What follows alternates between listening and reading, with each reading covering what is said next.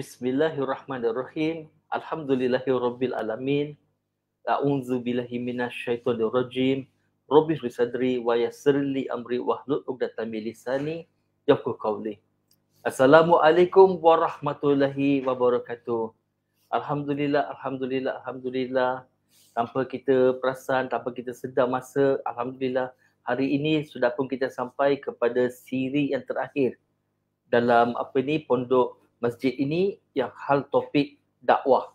Okey, ini siri yang terakhir insya-Allah, dan saya rasa sangat-sangat gembira dan saya ucapkan terima kasih banyak kepada pihak penganjur kita dalam menjemput saya, dan juga terima kasih pada tuan-tuan dan puan-puan yang setia mengikuti siri-siri ini selama ini, alhamdulillah. Baik, dalam siri yang terakhir ini pada hari ini, apa yang saya akan kongsikan insya-Allah adalah tips-tips dalam kita nak berdakwah. Selama kita dah ikuti 9 siri sebelum ni, dah hari ni hari ke-10. Topik-topik yang kita ikuti pelbagai topik. Antara topik-topik ni adalah tentang perbandingan agama, di mana kita mengenali sedikit sebanyak tentang kepercayaan dalam agama Kristian, agama Hindu, kepercayaan di kalangan orang-orang Cina, khususnya dalam kepercayaan Buddha, Taoism, Confucianism, bagaimana kita nak berdakwah dengan etis, khususnya menggunakan sains moden dan dibandingkan dengan ajaran agama Islam, dan ajaran agama Islam tu jauh lebih hebat insya-Allah. Dan juga beberapa persoalan-persoalan yang lazim ditanya oleh non-Muslim, bagaimana kita nak menjawab persoalan-persoalan tadi. Dan bagi tuan-tuan dan puan-puan yang mungkin terlepas mana-mana siri, jangan risau, insya-Allah. Cuba scroll balik dalam Facebook tu, scroll balik, cari balik siri-siri yang sebelum-sebelum ini, dan insya-Allah anda dapat ikutinya sekali lagi. Okey, pada hari ini tentang tips dakwah ni, kita terus kepada topik kita pada hari ini. Saya nak mulakan tips dakwah dengan beberapa ayat-ayat Al-Quran dulu. Contoh ni ayat yang pertama, biasanya kalau orang yang berdakwah ni, ayat yang paling lazim mereka akan sebut adalah daripada surah An-Nahl, surah nombor 16, ayat 125. Di mana Allah Subhanahu Wa Taala berfirman, "Ud'u ila sabili rabbika bil hikmah wa mau'izatil hasanah wajadilhum billati ahsan." Yang bermaksud seru semua. Semua di sini merujuk semua manusia. Baik dia ni orang Islam ke, dia ni orang bukan Islam ke, dia ni lelaki ke, dia wanita ke, dia orang dewasa ke, dia kanak-kanak ke, dia merujuk pada semua. Seru semua ke jalan Tuhanmu, bukan ke jalan kamu, bukan ke jalan apa yang kamu faham, tetapi ke jalan Tuhanmu secara bijaksana. Okey, saya ulang sekali lagi ya. Seru semua ke jalan Tuhanmu secara bijaksana. Okey, key point di sini adalah bijaksana.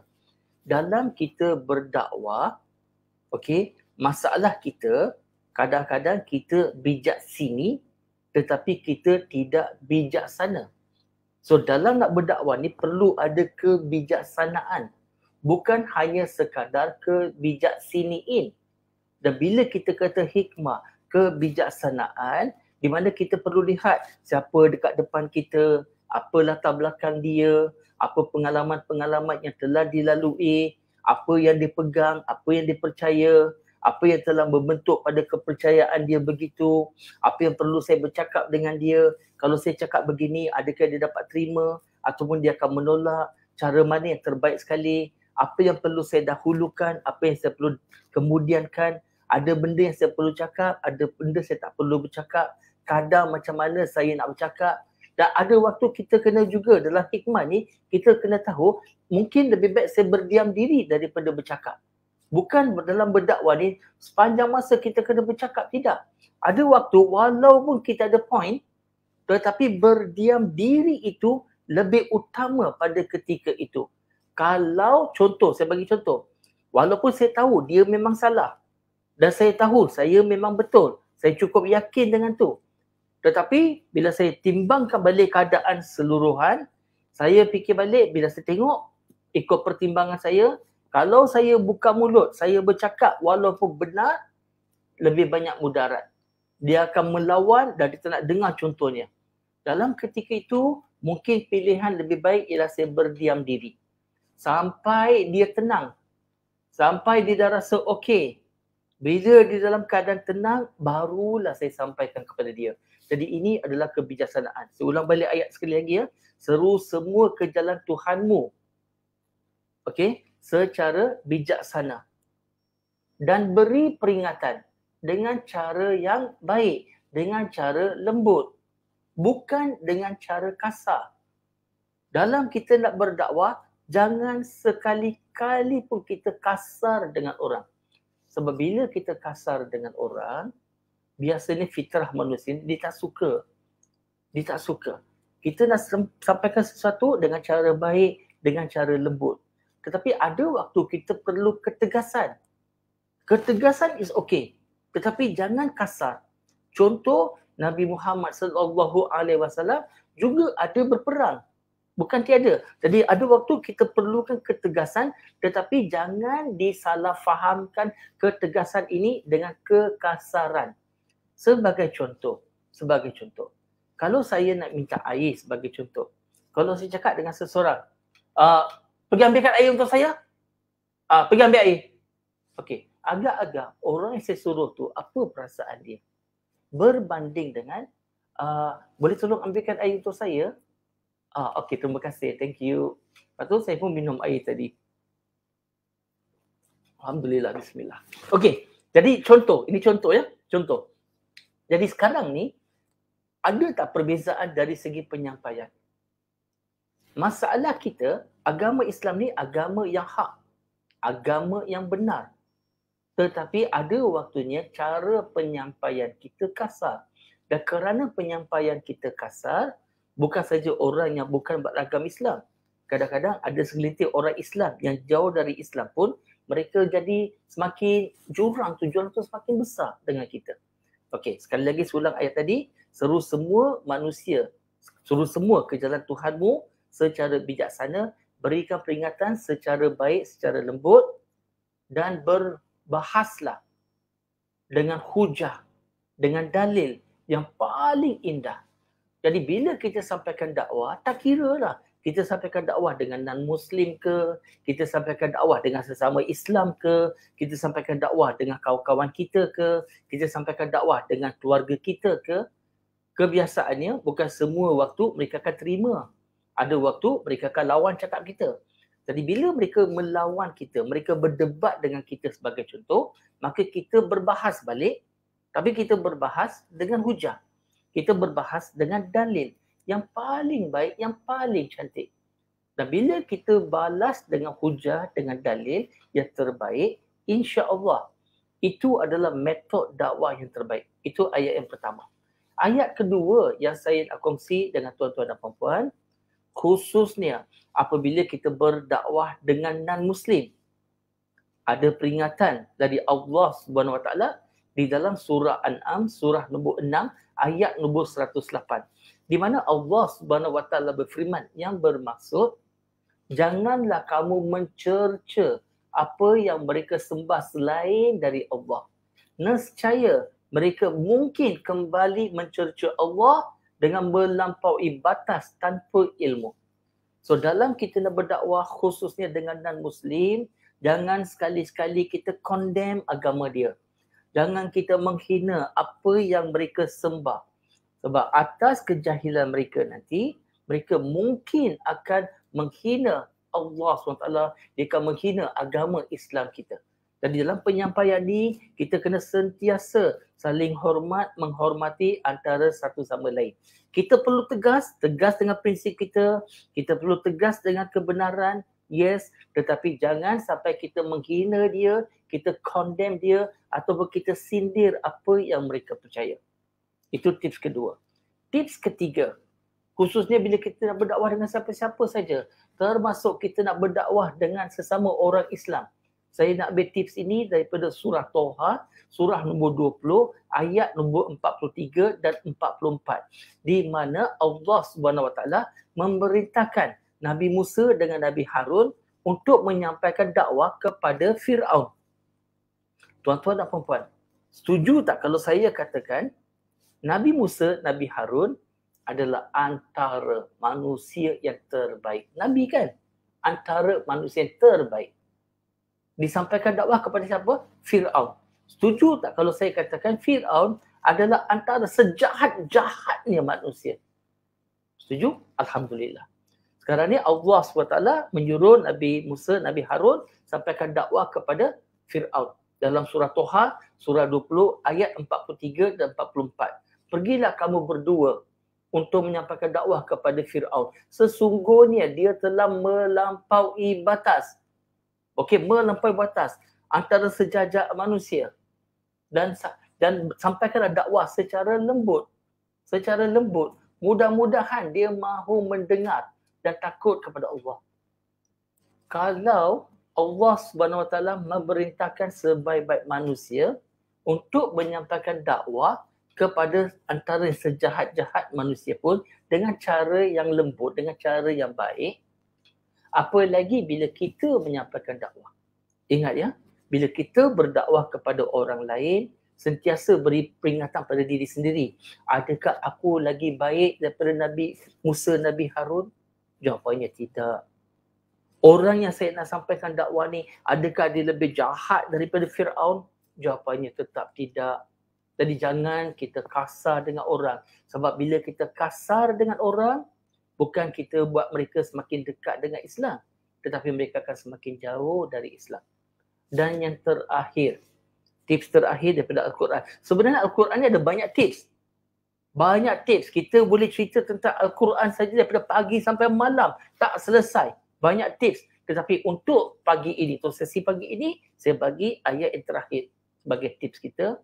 Dan ini adalah formula yang biasa saya gunakan bila saya berdakwah. Tak kira lah saya berdakwah dalam interfaith. Saya duduk atas pentas bersama-sama dengan padri Kristian, ada Sami Hindu, ada Sami Buddha, ada daripada agama Bahai, agama Sikh dan sebagainya. Inilah formula yang saya selalu gunakan. Iaitu daripada surah Ali Imran, surah yang ketiga, ayat 64. Di mana Allah SWT berfirman, Kul ya alal kitab, ta'alu ila kalimati sawa'im bainana wa bainakum alla na'budu illallah. Yang bermaksud, katakan kepada ahli kitab. Di dalam Al-Quran, ahli kitab ni biasanya merujuk kepada Yahudi dan Nasrani. Tetapi formula ini saya guna pakai untuk semua. Katakan kepada ahli kitab, ta'alu, marilah kepada kalimah-kalimah yang bersamaan antara kami dan kamu. Jadi bila kita nak berdakwah dengan seseorang, kita bermula dengan titik persamaan dulu. Dengan agama lain tak sama. Saya tak kata sebab agama sama. Surah Ali Imran, surah 3 ayat 19, satu-satunya agama di sisi Allah adalah Islam. Surah Ali Imran, surah nombor 3 ayat 85, kalau siapa-siapa memilih agama selain dari Islam, maka tidak akan diredai oleh Allah. Jadi kita tak kata semua agama sama. Tetapi ada titik-titik persamaan dan ada perbezaan. Jadi first, bila mula kita nak start dakwah tu, kita start dengan titik persamaan dulu. Kita fokus dengan persamaan. Persamaan apa yang kita nak cari? Allah na'budu illallah. Itulah persamaan yang kita nak cari. Iaitu tidak ada yang layak disembah melainkan Allah. Jangan kamu sembah apa-apa pun selain dari Allah. Dan sekiranya mereka berpaling daripada kamu, maka berkatalah, bersaksilah bahawa kami adalah orang-orang Muslim, insya-Allah. Jadi bila kita nak berdakwah, tak kira dengan non-Muslim ke, dengan sesama Islam ke, dengan ahli keluarga kita ke, dengan anak-anak ke, siapa-siapa pun, jangan kita terus start dengan perbezaan. Tetapi kita mula dengan titik persamaan yang ada, kita mula daripada situ, sedikit demi sedikit, dan kemudian baru kita pergi kepada perbezaan yang ada, insya-Allah. Dan ianya lebih efektif dengan cara itu. Okey, ini daripada ayat-ayat Quran. Sekarang saya nak berikan beberapa tips-tips cara umum. Okey, so kalau kita tengok tips-tips secara umum sekarang ni, yang pertama dalam kita nak berdakwah perlu ilmu. Ilmu sangat-sangat penting. Tetapi jangan jadikan alasan tak cukup ilmu sebab tu kita tak berdakwah. Jangan jadikan itu sebagai alasan. Sesuai dengan hadis Nabi SAW daripada Sahih Bukhari sebagai contoh, dalam Sahih Bukhari jilid nombor 4 bab 56, hadis bernombor 667, Qala Nabi sallallahu alaihi wasallam, balighu ani walau ayah. Nabi berkata, sampaikan daripada aku walaupun satu ayat. Walaupun kita tahu satu ayat, kita sampaikan. Tahu satu ayat, kita sampaikan. Jangan jadikan alasan tak cukup ilmu, kita tak berdakwah. Dan ini kita dah bincang dalam siri-siri sebelumnya. Tetapi dalam kita berdakwah, sentiasa kita nak belajar. Sentiasa kita mempertingkatkan ilmu yang ada. Sentiasa kita nak memperbaiki skill kita dan sebagainya. Saya sebagai contoh, tuan-tuan dan puan-puan, pengalaman dakwah saya tak adalah lama sangat. Dalam 20 tahun lebih saja. Tetapi walaupun berdakwah dalam 20 tahun lebih, sampai ke hari ini, saya masih tak pandai lagi. Masih lagi banyak lagi saya perlu belajar. Jadi jangan sekali-sekali kita berhenti dari belajar. Kita pertingkatkan ilmu kita. Semakin kita pertingkatkan ilmu kita, insya-Allah kita akan berjumpa dengan cabaran-cabaran yang baru, dan ilmu yang kita baru pelajari tadi akan sangat-sangat berguna bila kita berdakwah dengan golongan-golongan yang baru kita berjumpa, insya-Allah. So ilmu sangat penting. Tetapi jangan jadikan alasan tak cukup ilmu, kita tak nak berdakwah. Tak cukup ilmu, belajar. Tak cukup ilmu, belajar. Sambil berdakwah, sambil belajar. Sambil berdakwah, sambil belajar. Itu yang pertama. Yang keduanya ialah brothers and sisters, adalah kalau kita lihat dari segi apa yang kita nak bincangkan di sini adalah bila kita nak berdakwah, khususnya dengan orang bukan beragama Islam, sangat-sangat sensitif. Sebab agama adalah sangat sensitif.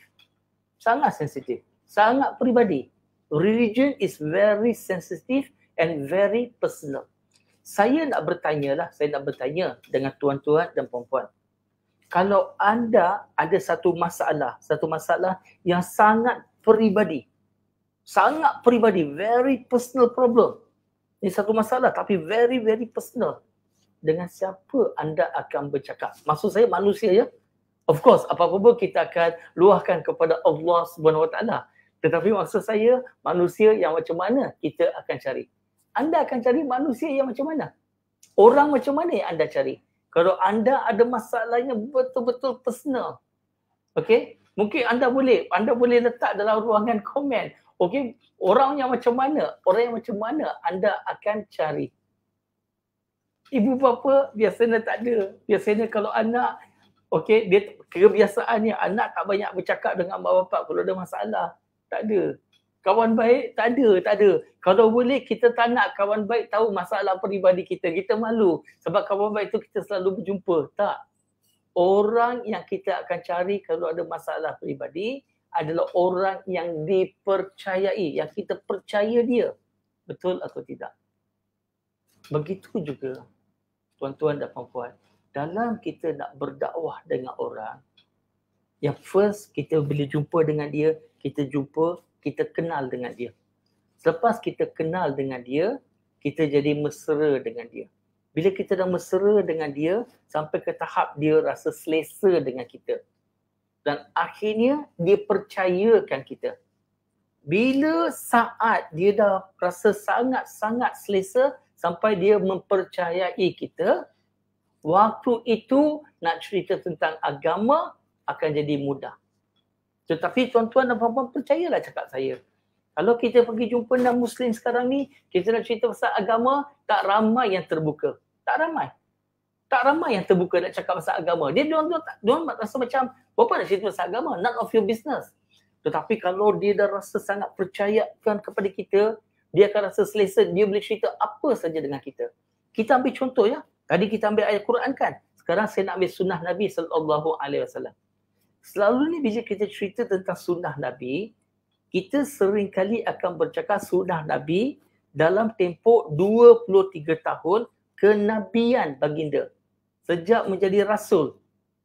Jarang ataupun kadang-kadang kita terlupa, okay, tentang kepribadian Nabi sebelum dilantik sebagai seorang rasul. Ya, daripada lahir hingga umur 40 tahun sebelum jadi Nabi, sebelum jadi Rasul, banyak contoh-contoh teladan yang kita boleh ambil daripada Nabi SAW. Contohnya, ini belum jadi Nabi, ya, belum jadi Rasul. Nabi Muhammad digelar sebagai apa? Al-Amin.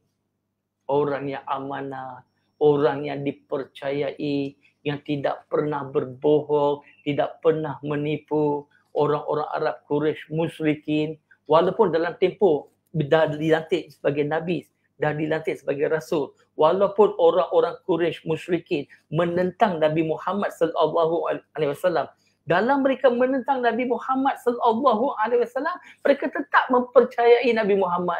Kalau mereka ada apa-apa benda berharga nak dijaga dan sebagainya, mereka akan bagi pada Nabi Muhammad sebab mereka tahu Nabi Muhammad adalah Al-Amin, seorang yang jujur, seorang yang dipercayai. So kita sebagai seorang Islam, kita tak perfect. Kita sebagai manusia, kita memang tak perfect. Tetapi sekurang-kurangnya, bila kita nak berdakwah dengan seseorang, tunjukkan akhlak yang baik. Tunjukkan sikap kita, kita boleh dipercayai. Kita ni jenis yang understanding, memahami. Kita tahu bila nak bercakap dan sebagainya. Jadi ini adalah tips bila kita nak berdakwah kepada non-Muslim sampai dia mempercayai kita. Kalau kita berdakwah sesama Islam pun serupa. Kalau dengan sesama Islam pun sampai dia mempercayai kita dan dia tahu kalau dia cakap sesuatu pada kita, kita tak akan cerita kepada orang lain. Tak akan cerita. Kita akan pegang amanah itu. Itu adalah rahsia. Kita tak akan cerita dengan suami kita pun atau isteri kita pun. Kita tak akan cerita dengan kawan-kawan yang lain. Kita akan bawa rahsia itu sampai kita mati. InsyaAllah. Apabila mereka tahu mereka boleh percaya kepada kita, mereka akan rasa selesa nak bercakap dengan kita. Dan di situlah kita dapat membantu mereka insya-Allah. Dan seterusnya, kita nak ambil tips dakwah ni adalah ramai non-Muslim salah faham tentang Islam. Bila kita nak berdakwah dengan non-Muslim, dalam kepala mereka ada banyak salah tanggapan terhadap Islam. Maka kita betulkan salah tanggapan ini dan kemudian bila kita menerangkan tentang Islam, lebih mudah mereka nak terima. Sebab kalau kita terus bercerita tentang Islam kepada mereka, tetapi kerana dalam pemikiran mereka sememangnya dah ada salah tanggapan, maka walaupun apa yang kita cakap tu bagi mereka benda tu bagus, tetapi salah tanggapan dalam kepala akan reject dan mereka tak berapa bersedia nak terima. Jadi membetulkan salah tanggapan itu sangat-sangat penting. Dan bagi tuan-tuan dan puan-puan yang terlepas siri-siri sebelum, boleh scroll ke bawah cari balik. Sebab kita dah bincang tentang salah tanggapan daripada non-Muslim, kita ada buat 2 siri. Satu persoalan-persoalan yang biasa non-Muslim tanya dan satu lagi adalah persoalan-persoalan yang ganas yang non-Muslim tanya. Kita ada 2 siri sebelum ni insya-Allah. Baik, kita teruskan. Satu lagi tips dalam kita nak berdakwah tuan-tuan dan puan-puan, dan ini pada saya adalah tips yang sangat penting dalam kita berdakwah. Dalam berdakwah, kita sentiasa kena ingatkan diri kita mencari kebenaran, bukan cari kemenangan. Maaf cakap tuan-tuan dan puan-puan, saya perhatikan ramai pendakwah kita, termasuk yang international, yang memang terkenal dan sebagainya. Kadang-kadang dalam mereka membawa sesuatu hujah, kadang-kadang mereka lebih nak menang hujah tadi daripada nak mencari kebenaran. So bila kita berdakwah dengan non-Muslim, jangan non-Muslim tu rasa kita sedang berdebat untuk tengok siapa menang. Jangan begitu. Biar kita bersama-sama dengan yang non-Muslim tadi, kita bagi tahu dia, mari kita sama-sama berbincang, bukan berdebat. Sama-sama kita berbincang mencari kebenaran. Dan bila kita menuju ke kebenaran, insya-Allah itu akan lebih mudah kita nak sampaikan kebenaran agama Islam kepada mereka. Tuan-tuan dan puan-puan, jangan sekali-sekali takut apabila kita jadikan kebenaran sebagai hala tuju kita. Sebab agama Islam adalah agama yang hak. Selain dari agama Islam, semuanya batil. Saya bagi contoh. Di dalam Al-Quran, surah Al-Baqarah, surah nombor 2, ayat 256. Allah Subhanahu Wa Taala berfirman, la ikraha fid-din. Kita biasa dengar ayat ni, la ikraha fid-din. Maksudnya tidak ada paksaan dalam agama. Dalam agama Islam tak perlu paksa. Tak ada paksaan. Soalan kepada tuan-tuan dan puan-puan. Kenapa dalam agama Islam kita tak perlu pun paksa? Why? Kita tak perlu nak gunakan tipu muslihat. Kita tak perlu nak kelentong, tak perlu nak goreng, tak perlu nak paksa. Kenapa? Kenapa tak perlu paksa dalam Islam? Jawapan, dalam ayat tadi, kita baca sambungan. Sebab yang hak tak sama dengan batil. Tidak ada paksaan dalam agama. Sebab hak dan batil tak sama. Apa yang benar dan apa yang salah tak sama. Dan sebagai cross reference dalam surah Isra, surah 17 ayat 81. Allah Subhanahu Wa Taala berfirman yang bermaksud, katakan yang hak sudah sampai dan batil itu akan lenyap. Batil sifatnya memang akan lenyap. So apabila sampai hak, apa berlaku pada batil? Batil akan lenyap, batil akan hilang. Contoh. Kalau bilik yang kita ada sekarang ni, bilik ni gelap gelita, penuh dengan kegelapan, tak nampak apa-apa pun. Bila kita pasang lampu, apa akan berlaku? Bilik tu jadi terang. Apa berlaku pada kegelapan? Kegelapan hilang. Bila sampai je cahaya, datang je cahaya, kegelapan akan hilang. Bukan hancur ya. Kalau hancur boleh kutip-kutip kegelapan tadi. Tak, kegelapan tu akan hilang. Sebab sifat kegelapan memang akan hilang. Sampai cahaya, kegelapan hilang. So bila sampai yang hak, batil akan hilang. Dan agama Islam, agama yang hak.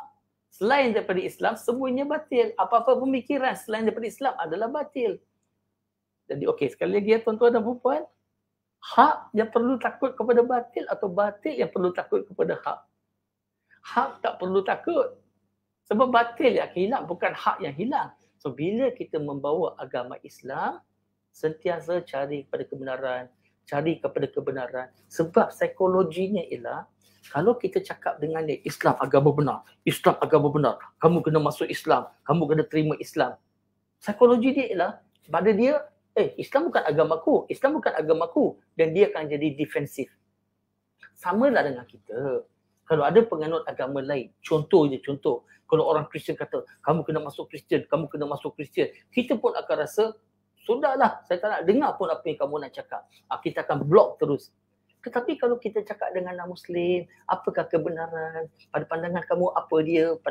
Apa kebenaran dia? Kita guide dia. Akhirnya satu persatu kita boleh bincang. Macam mana kita nak guide? Kita dah bincang dalam siri-siri sebelum ni. Kalau contohnya, macam kita ambil suratul Ikhlas.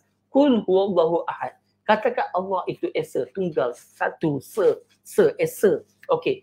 Tapi kalau saya bagi tahu dia, dalam Quran kata Tuhan itu satu, kamu kena terima Allah tu Tuhan kamu. Non-Muslim akan kata no. Kalau saya akan tanya dengan mereka, kamu percaya pada Tuhan? Dia kata ya, percaya pada Tuhan. Pada kamulah kan, Tuhan ni ada berapa ya? Dia kata, aku rasa Tuhan ada satu. Dan saya akan cakap, betul lah, saya pun setuju dengan kamu. Walaupun itu daripada Islam, tapi saya tak kata itu Islam aja. Saya tak cakap dulu. Saya kata saya setuju dengan kamu. Bila saya cakap dengan dia, saya setuju dengan kamu, takkanlah dia nak menolak apa yang dia cakap. Dia akan rasa macam kita backup dia. Saya setujulah Tuhan mesti satu. Kalau Tuhan lebih daripada satu, apa akan berlaku? Biar dia cerita. Oh, Tuhan kalau lebih daripada satu, dia orang akan bergaduh. Dia orang akan berkelahi. Betul lah kata Allah. Kita jadikan itu sebagai idea dia. So bila kita jadikan itu sebagai idea dia, dia takkan tolak sebab itu idea dia. Betul lah Allah cakap ni, Tuhan mesti satu lah. Betul lah, mustahil Tuhan lebih daripada satu. Kita go step by step. Tapi kita tak sebut itu Islam. Kita tak sebut Islam. Sebab pada saat kita sebut Islam saja, kebiasaannya non-Muslim tadi terus jadi defensif, dia nak menolak. Tapi kita bagi tahu ciri-ciri Islam, kita cerita pasal Islam, tetapi kita tak cakap itulah Islam. Tidak. Tapi sampaikan, kita dah cerita, sampai kita tengok dia betul-betul dah bersedia, then baru saya akan buka Al-Quran, saya kata, you tahu tak, apa yang Islam ajar adalah begini, dan benda-benda tu memang dia dah setuju pun daripada awal. Dan ini pada saya, banyak membantu saya dalam menyampaikan dakwah. Dan seterusnya, ingat mencari kebenaran, bukan cari kemenangan. Dan satu lagi tips yang saya nak bagi pada tuan-tuan, tak ada gunanya kita menang hujah, tetapi kita kalah hati. Sebab saya lihat ada segelintir daripada kita suka berdebat. Tapi dalam kita berdebat, kita nak menang hujah. Tetapi akibatnya kita membuatkan orang tu sakit hati dengan kita. So tak guna kita menang hujah tetapi kalah hati. Dan peristiwa ini saya nak bagi tahu daripada pengalaman saya sendiri. Pengalaman saya sendiri. Masa saya awal-awal dulu memeluk agama Islam, saya akan selalu menangis bila memikirkan mak bapak saya tak Islam, adik-beradik saya tak Islam. Kalau mereka tak masuk Islam, kalau mereka mati dalam keadaan kafir, mereka tak masuk neraka, saya akan menangis. Kemudian satu hari saya panggil ustaz saya, ustaz dakwahlah dengan mak bapak saya. Mudah-mudahan mereka dapat hidayah, mereka masuk Islam. Ustaz saya pun datang. Saya bagi tahu mak bapak saya, ustaz nak datang rumah, dia nak makan capati. Saya cakap macam tu, dia nak makan capati. Lepas tu mak bapak saya kata, okey ajak dia datang. Tak apa, mak saya memasaklah capati ni. Sambil tu ustaz saya dengan bapak saya sedang bercakap, berbincang. Ustaz tu sampaikan dakwah step by step. Bapak saya lawan cakap dia, lawan cakap dia, lawan cakap dia, argue. Lepas tu ada satu benda yang bapak saya cakap, saya tahu nak jawab, saya terus sampuk dan saya smash. Macam kalau kita main badminton, kita dapat bola tanggung betul-betul depan net, kita pun smash. Saya smash dan saya telah menang. Saya telah menang hujah. Saya menang. Bapa saya dah kalah pada waktu tu. Tapi pada saat yang sama, pada waktu yang sama, saya nampak sampai sekarang saya masih ingat lagi. Mata bapa saya bertukar jadi merah. Mata bapa saya bertukar jadi merah. Dia nak meletup, dia nak marah. Dan ustaz saya pun perasan. Memang perasan benda tu. Dan ustaz saya dengan kebijaksanaan dia cepat-cepat tukar topik. Dia kata, uncle, saya rasa lapar. Boleh kita makan dulu? Bapa saya pun tersekat. Okey, daripada nak meletup tadi. Nak meletup tadi dah, tersekat. Okey, dia makan malam semua everything. Ustaz tu balik. Bila ustaz tu balik, bapa saya marah saya cukup-cukup. Dia marah saya. Syakirin, don't ever talk about Islam to me. I don't want to hear about Islam. Don't talk about Islam in this house. Never talk about Islam. Dia marah saya. Cukup-cukup dia marah saya. Saya Syakirin, saya boleh berdakwah di merata-rata tempat. Di seluruh Malaysia saya boleh pergi dan saya berdakwah. Alhamdulillah. Banyak negara-negara lain saya telah sampai untuk sampaikan dakwah. Tetapi di rumah sendiri, dengan mak bapak saya sendiri, mereka dah tutup pintu untuk saya berdakwah Islam pada mereka. Ini adalah pengajaran bagi saya. Kesilapan yang saya lakukan adalah saya menang hujah tetapi kalah hati. Tetapi kesilapan ini pun banyak membantu saya untuk berubah, bertukar, menjadi saya seperti hari ini. Jadi tuan-tuan dan puan-puan, ada waktu kita akan lakukan kesilapan dan kesilapan itu akan jadi guru kepada kita. Dan kita belajar, kita ambil iktibar daripada kesilapan yang kita lakukan. Baik, tuan-tuan dan puan-puan, dalam kita nak berdakwah, satu lagi ialah jangan cerita pasal hukum hakam sangat. Tetapi lebih banyak cerita tentang akidah, tentang tauhid, tentang siapa Allah SWT, apa sifat-sifat Allah, siapa Nabi Muhammad SAW, apa kepribadian Nabi Muhammad SAW. Cerita tentang akidah, cerita tentang akhlak dalam Islam. Jangan fokus kepada hukum hakam. Saya pada peringkat awal, sebelum saya nak memeluk agama Islam, sebelum saya nak masuk Islam dulu, antara yang saya terhalang, sebab bila orang cerita tentang Islam pada saya, mereka akan cerita hukum hakam. Masuk Islam kena sembahyang 5 kali sehari. Masuk Islam kena puasa 1 bulan Ramadan. Masuk Islam kena sunat, kena berkhatan. Masuk Islam tidak boleh minum arak. Masuk Islam tak boleh berjudi. Masuk Islam tak boleh makan ini, tak boleh makan itu. Ini haram, itu haram. Ini salah, itu salah. Ini dosa, itu dosa. Ini masuk neraka, itu masuk neraka. Ini wajib, itu wajib. Ini kena buat, itu kena buat. Jadi benda-benda macam ni membuatkan saya rasa macam, Allah, saya rasa saya tak mampu lah jadi seorang Muslim. So jangan cerita pasal hukum hakam peringkat awal. Cerita tentang akidah, cerita tentang akhlak. Bila iman dia semakin tinggi, step by step baru kita masuk tentang hukum dan hakam, insya-Allah. Okey, saya lihat ada satu soalan yang dimasuk di sini daripada Muhammad Khairi bin Muhammad Yusof. Pada pengalaman Brother Shah, apakah antara sebab utama non-Muslim mudah untuk menerima Islam?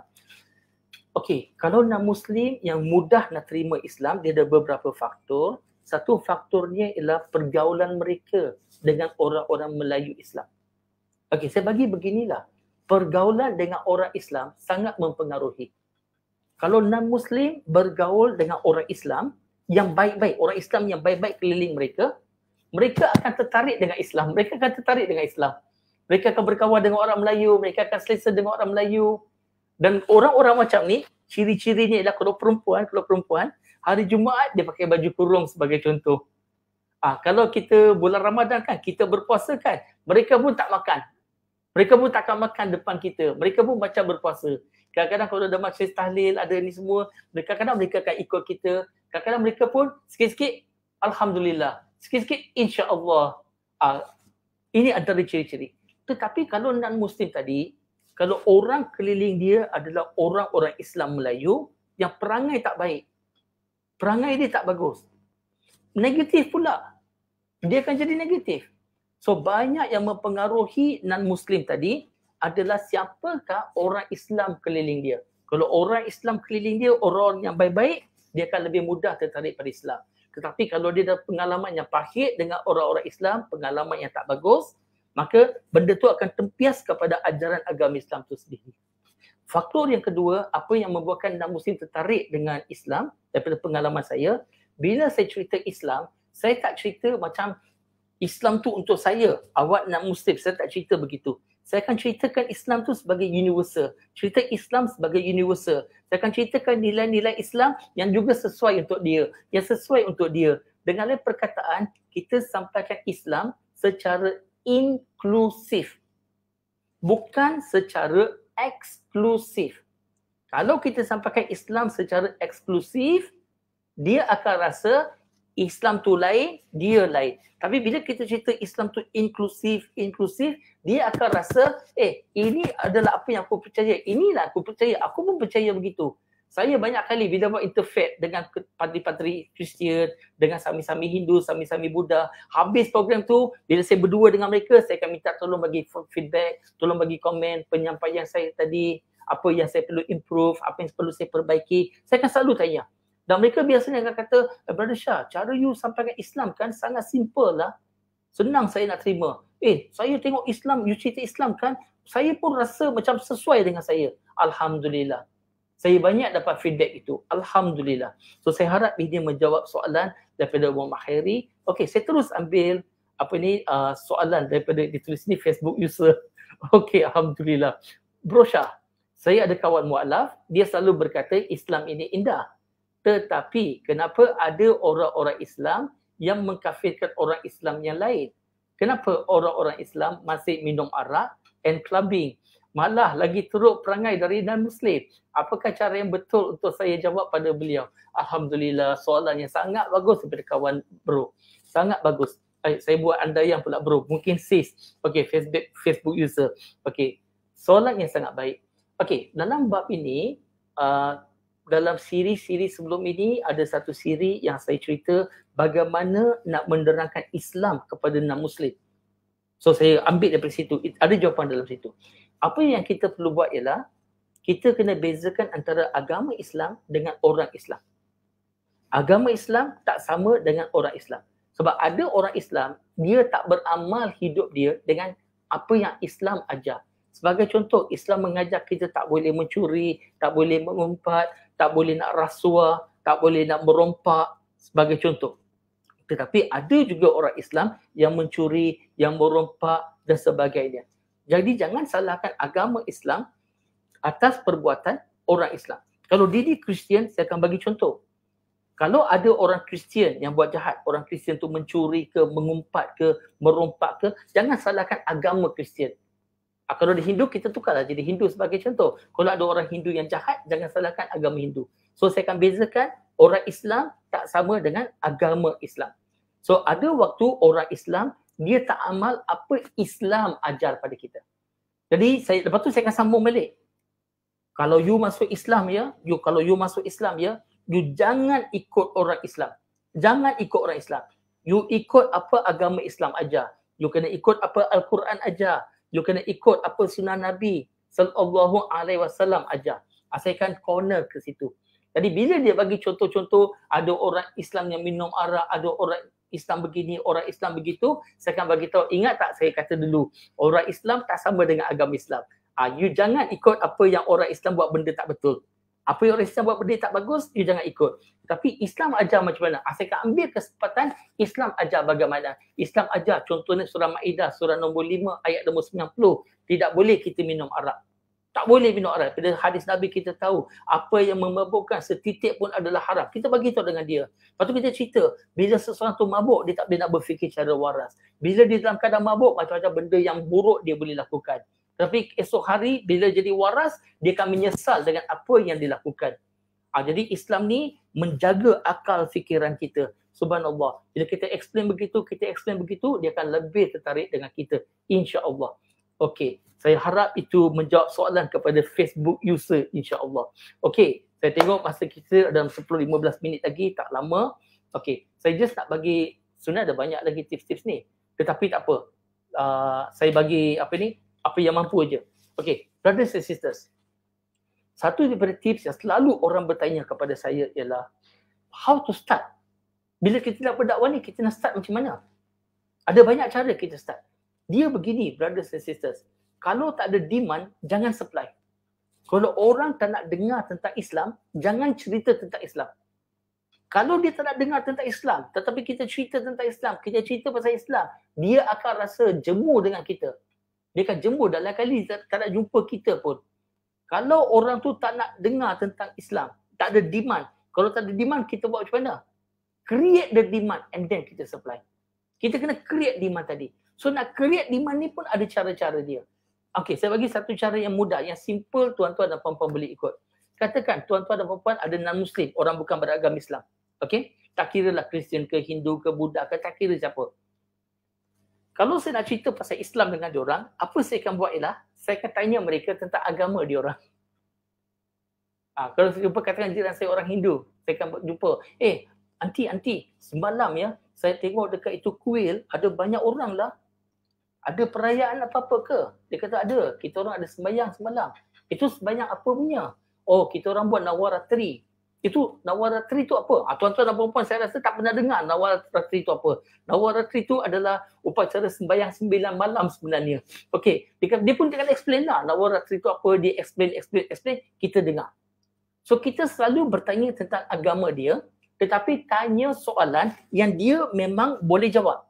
Kita tanya, dia boleh jawab. Kita tanya, dia boleh jawab. Kita tanya, dia boleh jawab. Jadi bila kita selalu bertanya tentang agama dia dan dia pun explain pada kita, apa yang berlaku sekarang ialah dia rasa sangat seronok. Kita ambil tahu tentang agama dia. Dia rasa happy. Dan secara tak langsung, hubungan dia dengan kita akan jadi bukan hanya mesra dan rapat, tetapi dia percaya kepada kita. Dia rasa sangat selesa dengan kita. Clear? Bila dia nak tahu pasal Islam, dengan siapa dia akan tanya? Dia akan tanya pada kita. Sekarang ni kita tanya soalan pasal agama dia, dia jawab. Tanya soalan pasal agama dia, dia jawab. Dan tanya soalan yang simple-simple. Jangan tanya soalan nak perangkap dia atau nak cakap dia tak betul. Jangan. Biar dia rasa happy. Dia rasa seronok dia explain. Kita dapat ilmu. Kita pun dapat pengetahuan. Tetapi ingat ya, tak semestinya apa yang dia bagi jawapan tu adalah jawapan yang tepat tentang agama dia. Sebab penganut-penganut agama lain pun kadang-kadang tak faham agama dia orang. Okey, kadang-kadang mereka ni beramal saja, ikut-ikutan saja. Tapi at least kita dapat ilmu, kita tahu dia percaya begini, dia percaya begitu. Kita tanya sikit, dia jawab panjang. Tanya sikit, dia jawab panjang. Lama-lama dia penat. Bila dia penat, sekarang dia pula akan tanya tentang Islam pada kita. Dan bila kita explain tentang Islam pada dia, dia akan dengar ke dia tak dengar? Dia dengar. Sebab bila dia cerita pasal agama dia, kita dengar dengan penuh perhatian. Sekarang dia akan balas budi kita. Macam itulah antara cara kita boleh create. Boleh faham tuan-tuan dan puan-puan? Selain daripada kita dakwah melalui akhlak kita, kebaikan dan sebagainya, kalau pasal agama ni kita mulakan dengan bertanya tentang agama dia dulu. Sebab sebagai manusia, okey, kita pun samalah. Saya bagi contoh lah. Kalau ada Christian missionary datang ke rumah kita, nak cerita pasal agama Kristian pada kita, biasanya kalau orang Melayu apa dia akan buat? Dia akan tutup pintu, dia tak nak dengar. Kadang-kadang dia hantar anak kecil. Anak kecil pun cakap dengan Christian missionary tadi, mak saya kata dia tak ada rumah. Contoh. Okey, kita tak nak dengar. Tapi katakan yang datang tu memang non-Muslim, tapi dia datang, dia ketuk rumah kita, dia kata, "Encik, saya bukan agama Islam, tapi saya nak belajar tentang Islam. Boleh tolong saya ke?" Waktu itu kita pun bersemangat, kita ajak dia masuk rumah, kita akan hidang kopi, bagi biskut dengan dia. Apa you nak tahu pasal Islam? Kita pun seronok nak cerita pasal Islam.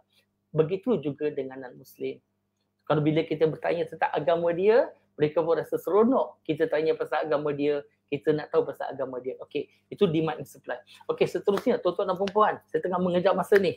Okey, seterusnya tuan-tuan dan puan-puan, bila kita nak berdakwah ini, gunakan umpan yang betul. Umpan.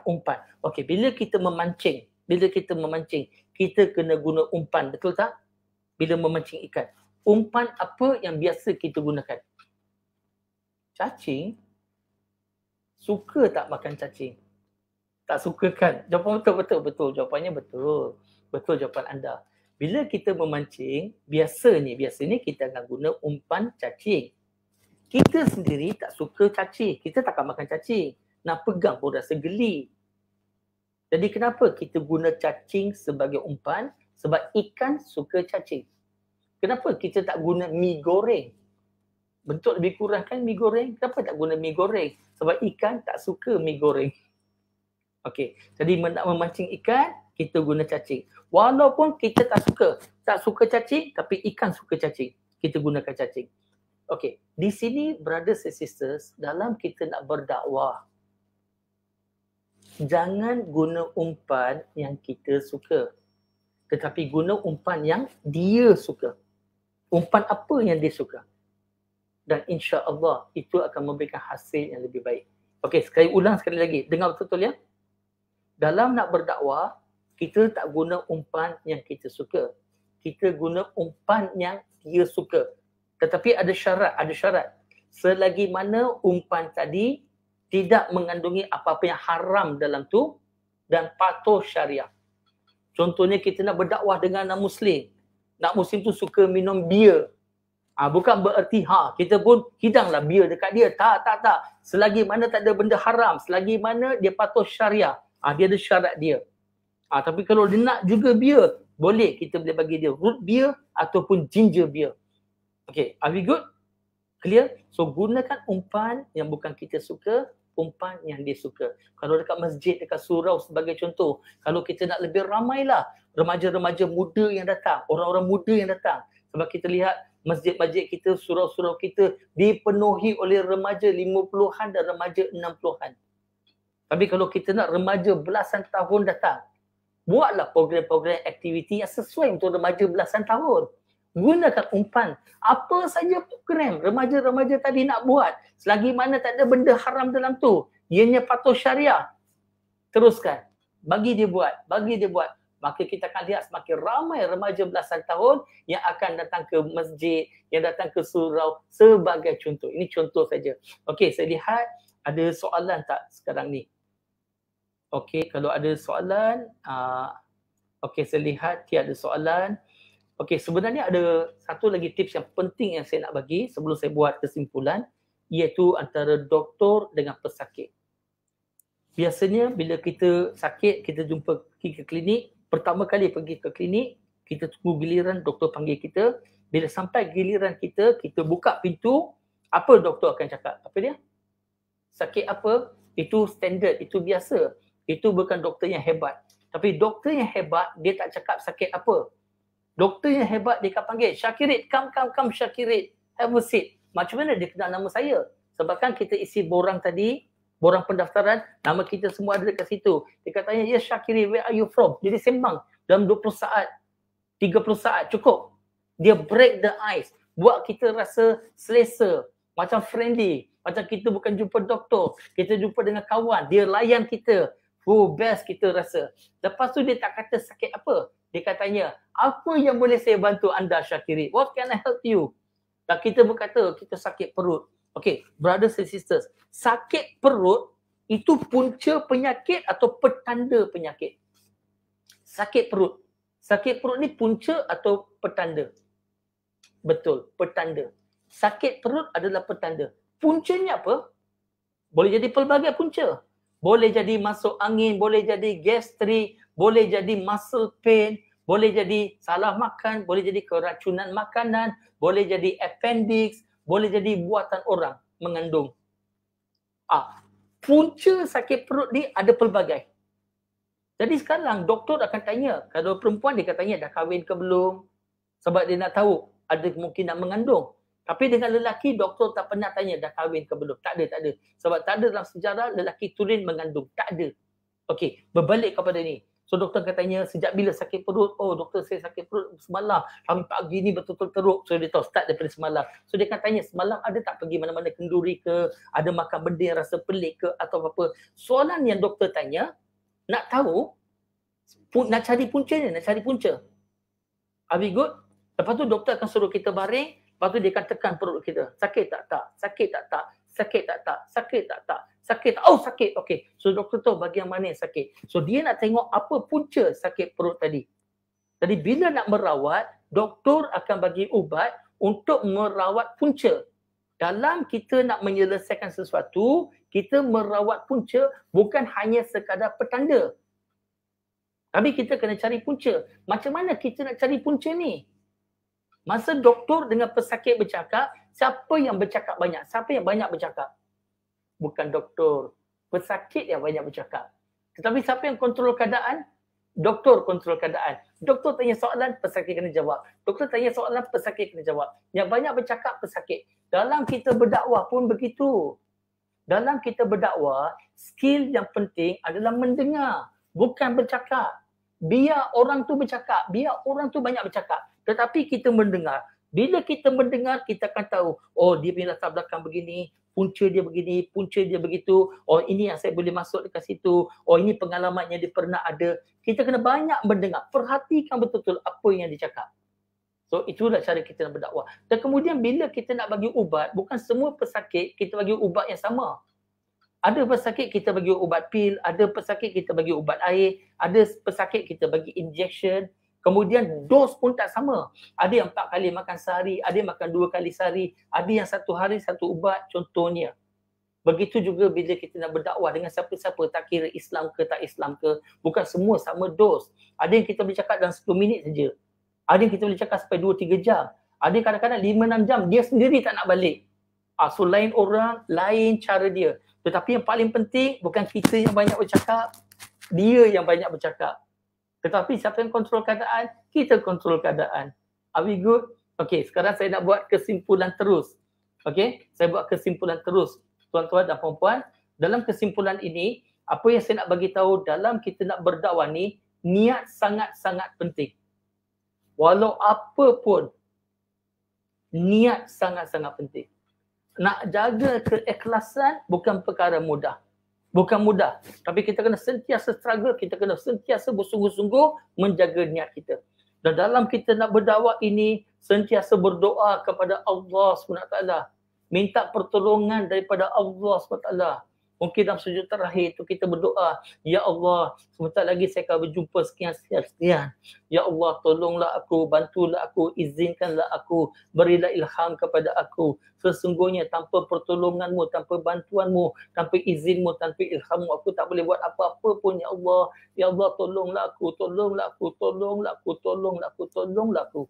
Dalam kita kata tolonglah aku, tolonglah aku, tolonglah aku, kita tahu, kita faham, kita yakin, bila Allah menolong kita, tak ada siapa-siapa dapat halang. Tetapi kalau Allah sendiri yang menghalang kita, tak ada siapa-siapa dapat membantu kita. Jadi kita menyerah diri kepada Allah SWT. Dan kemudian kita dah berdoa semua. Kita kena buat planning, kena buat perancangan. Dengan siapa kita nak bercakap, atau apa latar belakang dia, apa strategi yang sesuai, pendekatan mana yang paling bagus untuk saya bercakap dengan dia, topik apa saya nak bercakap dengan dia. Kita kena ada perancangan. Dah ada perancangan semua tu, bila kita jumpa dengan orang tu, kita nak berdakwah dengan orang tu, buat yang terbaik. Usaha yang terbaik. Explain ikut kemampuan kita. Apa yang kita boleh lakukan. Dah kita buat yang terbaik, tawakal kepada Allah SWT. Menyerah diri kepada Allah SWT. Dari segi hasil dia, itu bukan urusan kita. Bukan urusan kita. Kita dakwah dengan anak Muslim. Dia terima ke tak terima. Dia nak masuk Islam ke tak masuk Islam. Itu bukan urusan kita. Kita berdakwah dengan sesama Islam. Hatta kita berdakwah dengan keluarga kita. Dia nak berubah, dia tak nak berubah. Itu bukan dalam tangan kita. Dalam surah Baqarah surah nombor 2 ayat 272, Allah Subhanahu Wa Taala berfirman yang bermaksud, bukan kamu yang bertanggungjawab untuk beri hidayah. Allah yang beri hidayah pada siapa-siapa yang dihendakinya. So, sentiasa ingat, tugas kita bukan mengubah orang, tugas kita menyampaikan sebaik-baiknya. Tetapi hidayah dari Allah Subhanahu Wa Taala. Dan dalam kita nak buat sesuatu, jangan target hasil. Sebab kita tak boleh kontrol. Kita tak boleh kontrol hasil. Kita tak boleh kontrol berapa orang yang masuk Islam, berapa orang yang berubah jadi baik. Kita tak boleh kontrol hasil. Yang kita nak target, KPI kita adalah usaha. Berapa orang aku nak jumpa, berapa orang aku nak sampaikan dakwah. So dalam kita nak set KPI bagi diri saya, KPI saya bukan berapa banyak yang masuk Islam. Kalau ramai yang masuk Islam pun tak ada kena-mengena dengan saya. Sebab hidayah dari Allah Subhanahu Wa Taala. Betul? KPI kita usaha. Buat yang terbaik, buat yang terbaik, buat yang terbaik, buat yang terbaik. Dari segi hasil, berjaya tak berjaya, itu adalah urusan Allah Subhanahu Wa Taala. Kita menyerah kepada Allah. Dulu, bila saya berdakwah, bila orang tak nak berubah, orang tak nak terima, bila saya buat kaunseling kes murtad, kita nak kembali pada Islam sebagai contoh, saya akan rasa frust sampai jadi macam sayur, tak bermaya. Tapi bila saya membezakan hidayah daripada Allah SWT, tugas saya adalah buat yang terbaik, buat yang terbaik, buat yang terbaik. Ini banyak membantu saya. Jangan kita nak buat kerja Allah, itu sebagai contoh. Buat yang terbaik, apa yang kita mampu, dan berserah diri, tawakal kepada Allah SWT. Ikut hadis Nabi, ikatlah unta kamu dan tawakal kepada Allah SWT. Jadi begitu juga kita buatkan usaha yang terbaik dan tawakal kepada Allah SWT. Baik tuan-tuan dan perempuan, setakat ini saja masa mengizinkan kita. Dah habis masa dah. Ini siri yang terakhir tuan-tuan dan perempuan. Jadi di sini yang pertama sekali tuan-tuan dan perempuan, daripada hati saya nak mohon maaf pada sebarang kesilapan, kesalahan yang pernah saya lakukan. Saya minta maaf. Dan saya juga memohon ampun dengan Allah SWT atas kekurangan kesilapan saya. Seperti mana juga disebut dalam surah Nisa, surah 24 ayat 79, semua yang baik datang dari Allah SWT. Dan saya sebagai manusia ada banyak kekurangan dan banyak kelemahan. Mudah-mudahan tuan-tuan dan puan-puan, kita berjumpa lagi di lain masa, insya-Allah. Jadi bagi tuan-tuan dan puan-puan, kalau nak terus berhubungan dengan kami, bolehlah hubungi kami di Global Unity Network. Ini NGO kami, dan ada pelbagai kursus-kursus yang ditawarkan di situ. Dan saya bagi nombor telefon di sini untuk hubungi kami, hotline Unity. Kalau anda sudah bersedia, anda boleh catat. 011 1028 1025. Saya ulang sekali lagi, 011 1028 1025. Ini adalah hotline untuk Unity. Bagi tuan-tuan dan puan-puan nak terus ikuti kursus-kursus kami, dipersilakan. Ataupun nak ikuti mana-mana kursus daripada mana-mana NGO, dipersilakan. Tuntutlah ilmu walau di mana sekalipun tuan-tuan dan puan-puan. Jadi setakat ini saja masa mengizinkan kita, dan saya juga ingin berakamkan jutaan terima kasih kepada penganjur dalam menjemput saya bersama-sama dalam siri Pondok Masjid ini. Setakat ini saja tuan-tuan dan puan-puan. Wa akhiru da'wana alhamdulillahirabbil alamin. Assalamualaikum warahmatullahi wabarakatuh. TQVM.